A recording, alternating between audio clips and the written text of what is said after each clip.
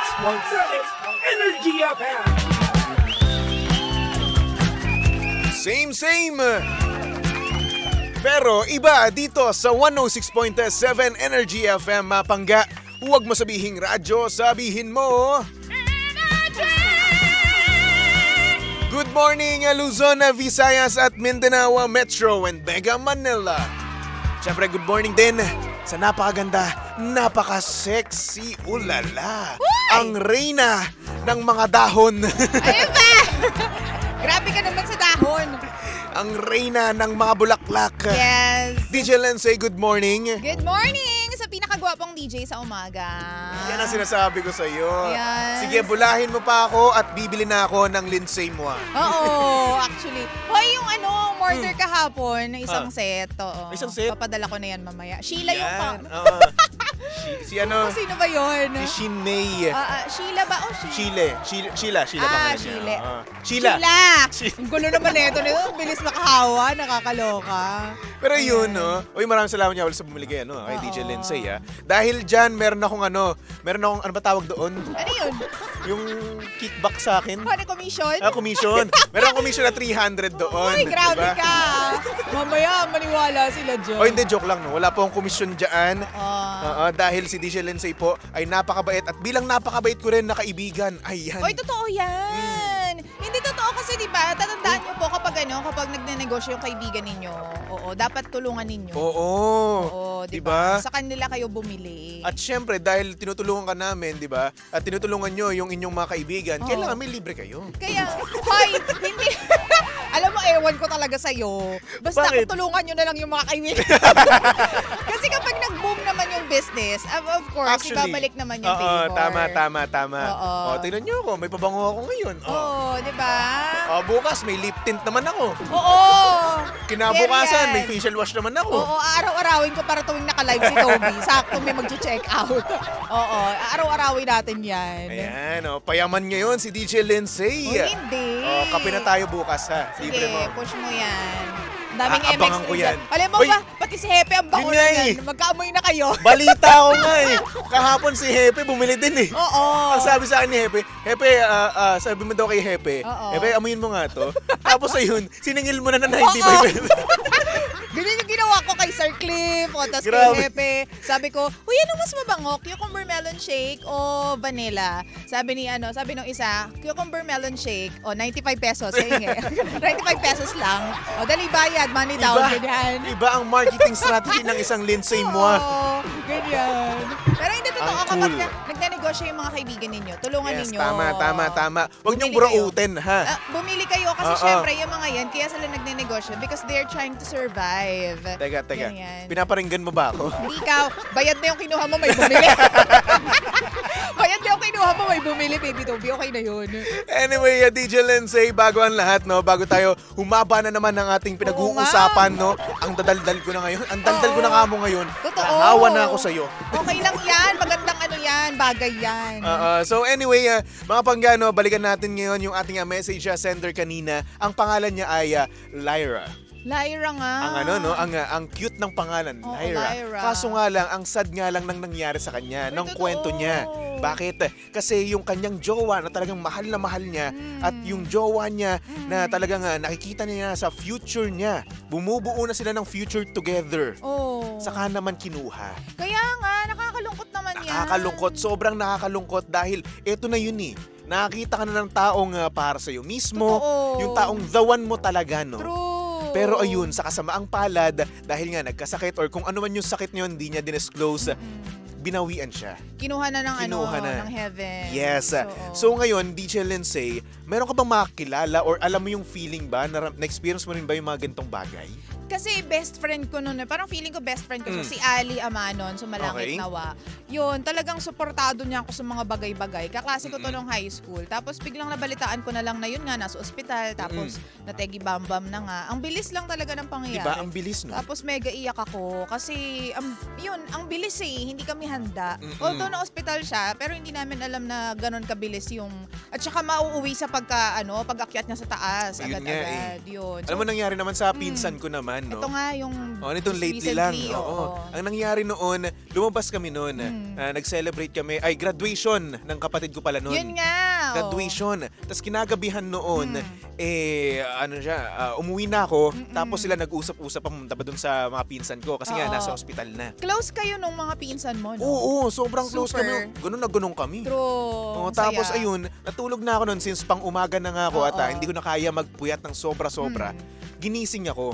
Pagkagising sa akin, sinabi kagad sa akin yung bad news na wala na nga daw si Ate Lay. Oo. Alam mo yun, yung utak ko noon talagang hindi talaga ma-process. Oo. Kasi natulog ako noon halos 2 oras lang eh. Yun nga. 'Di ba? Tapos ayun parang, teka. Parang hindi ka makapaniwala, Oo, parang diba? ang bilis eh. Parang nung nakaraan lang na humihingi siya sa akin ng MX3 kasi meron tayong supplies nun eh, di ba? Ang masakit lang doon, hindi ko siya nabigyan kasi wala na akong supply. Ayun pala, ikaw pala yung dahilan Baby Toby. Wag naman ganyan, ba? Kasi na-depress siya. Ano ba, wag naman Hindi mo siya ganyan. binigyan. Hindi nakaka-guilty yung ganun. Sobrang nakaka-guilty. Diba? Alam mo, yung tipong, alam mo yung meron siyang hinihingi sa'yo pero hindi mo na ibigay kasi wala kang supply. Pero kung tutuusin, kung ginawan mo ng paraan, diba? Ayun nga, di ba? Pero dito, wala na kasi ako nun sa bahay eh. Oo. Wala na ako nun sa bahay, naubusan na ako nun. Oo. Napamigay na din pala ng nanay ko. Oo. So ayun, ako naman, dahil nga naman sa naubusan ako, hindi ko alam. Oo. Ayun, Kaya hindi mo siya nabigyan Hindi ko agad. nabigyan siya. Mm. Sayang. Pero na-explain mo ba sa kanya? Na-explain ko naman sa Ayun kanya. naman pala, oo. At ang huling sinabi niya sa akin noon, nung time na yon, no, is ang ganda ni Shaula. Which is Oo. yung pamangkin niya na namatay din. Oh, Nung time na yun, nung last day. Oo. So ayun, parang ako, bakit ang ganda ni Shaula? Oo, pero bakit kailangan mo pang sundan? Oo Ganun, nga. sobrang sakit sa akin nung Pero alam mo, on the brighter side, no, naniniwala na lang ako na pag may mga ganyang moments, tipong wala na kasing dun wala nang sakit, wala nang pain, wala nang gulo, wala nang traffic. Yes. Yung mga ganyan. So, nasa peaceful na sila na na lugar. Yun na nga lang talaga Yun na lang. iniisip ko eh. Pero syempre sa case neto ni Lyra, which is yung jowa niya, of course masakit yun. Di ba? Doon Para sa mga kanya. naiwan. Sa mga naiwan. Bakit? Kasi nga naman eto na bumubuo na kayo ng future nyo True. together eh. Marahil ang dami nyo na napag-uusapan nyo na kung saan kayo titira. Totoo. Nagpaplano na kayo, nagsasave na kayo para sa inyong kasal, kumbaga, no? Nagpaplano na kayo sa mga bagay-bagay na ganyan. Oo. Tapos biglang uunahan naman siya. Well, this goes to show na hindi natin kontrolado halos lahat ng Tama. bagay na maaaring mangyari, 'di ba, sa buhay natin. Kaya nga make the most out of whatever's happening in your life right Yes. now kasi you'll never know kung anong susunod na mangyayari. Kaya alam mo, natuto na lang ako, Baby Toby, na mag-love you sa mga kaibigan ko. And Tama. I really mean it ha, kapag Ah. sinasabi ko, mahal kita, I love you, ganyan. Talagang sinasabi ko kasi alam mo yon, parang naniwala na ako, bata pa lang ako naniniwala ako sa hindi mo alam kung anong pwedeng mangyari bukas. Yes. Mamaya. So, dapat masaya ka palagi at saka dapat lagi kang kind sa mga tao. At saka wag kang magkikimkim ng sama ng loob. Tama. Although hindi naman natin ma-avoid dahil tao lang naman din tayo. So, basta maging masaya ka lang araw-araw. Yes. Diba? Piliin mong maging masaya. Alam mo, I learned that the hard way nitong Totoo. nakaraan lang. Yun Kasi nga. syempre, isipin mo, yung pamangkin ko sa pinsan, 15 years old. Oo. Tapos eto naman, susunod naman agad-agad 4 days after mailibing, itong pinsan ko naman. Hindi ka ma-love you sa mga tao sa paligid mo. Malove you naman ako. Oo, sa Pero mga syempre, pinsan. parang para sa akin, parang kulang pa rin eh. Di ba? Parang kulang pa rin talaga. Kumbaga, dapat, eto pa tayo eh. Dapat magkakaanak pa ako. Syempre, aalagaan mo rin yun. Makikita pa nila. Yes, ganyan. kasi yung pamilya kasi na yun nila, yung pinsan ko na yun, sila yung nag-alaga sa amin ng kapatid ko. Oo. Simula bata kami hanggang ngayon mismo na matanda na kami, 25 years old ako, inaalagaan niya pa rin kami. O, diba? 'Di ba? Kaya sobrang sakit nung time na sinabi sa ng nanay ko, wala na si Ate Lay. Oo. Ayoko na. Alam mo, maiiyak na to si Baby Toby. Oo, kanina pa yan. Ayoko na. Pero, change topic. ayun nga, di ba? Hindi natin kontrolado. At saka, yun nga, dapat may mga pagkakataon na kaya natin express how much we love the person. Yes. Pag may naiisip kayo, halimbawa, nag-cross lang sa isip ninyo na biglang may pumasok sa isip ninyo yung tao na yon na out of the blue, bigla silang naisip mo, i-message mo, kamustahin mo. Kasi may rason kung bakit bigla siyang pumasok sa isip mo eh. Yun nga eh. Yun. So, yun, be nice and be thoughtful all the time. Be kind. Alam mo, share ko lang din, no? Yung huling chat niya sa akin, nung pinsan kong to, Oo. salamat Andoy Doy. Talaga? Salamat. Oo, kaso nga lang yung pinagpapasalamatan niya sa akin noon, hindi ko man lang naibigay sa kanya nung time na yun. Yun nga. Sayang, di ba? Oo. Pero at least, wag mo naman masyadong di ba, i-torture yung sarili mo just because hindi mo nabigay yung request ng pinsan mo. Di ba? Hindi mo naman din, tao ka lang, di ba? Hindi lahat kaya mong gawin. Eh, ko lang nailabas tong mga ganito Oo ko. nga, di ba? Hindi lahat kaya mong gawin. At saka I'm sure, naiintindihan ka naman nung pinsan mo. Sana naman. Di ba? Kung gaano kanya kamahal, ganun din kalalim ang pag-intindi niya sa'yo. O sige nga, Tilay, kung naiintindihan mo ako, magpakita ka sa akin ngayon. Sa kanya lang po Huwag niyo na po ako idamay. Ako po tumutulong lang po. Katrabaho lang po ako dito. Kay Toby lang po. Okay na po yun. Pero yung mabalik naman tayo sa kwento nga ni Lyra. Pumupuntan tayo sa akin eh. Oo. Hindi kasi similar yung Oo, story. nawalan kasi, di ba, na mahal sa buhay. So ito, dito sa naman ni, kwento naman ni Lyra, no? Ang hirap para sa kanya, pero darating din yung time na makakita rin siya ng taong para sa kanya ulit. Mismo, yung tipong mas tinatrato pa ng mas okay kaysa dun sa nawala sa kanya. Bakit? Kasi etong nawala sa kanya na to, na si Rob daw, pangalan niya, is syempre, ang hihilingin na lang niyan sa may taas, syempre, yung makita etong si Lyra ng totoong tao para sa kanya mismo. Oo naman. Hindi niya ito pababayaan. Oo. Of course, kasi syempre, mahal na mahal ka niya. Totoo. At saka alam mo, kung nabubuhay man siya, hindi niya gugustuhin makita na ganyan ka in pain ka. Yes. Diba? Yung mga, gusto niya pa rin siguro na, well, hindi sa siguro, gusto niya pa rin na makita ka na maging masaya in life. Yes. Yun na lang ang mahirap na part dito, Baby Toby. Kasi you can never say that this is the perfect time para mag-settle na for another person di ba? You'll never know kung kailan. Yes, tama ka dyan. Di ba? Parang bigla na lang yan dadating. Kaya nga minsan yung mga nababalo, di ba?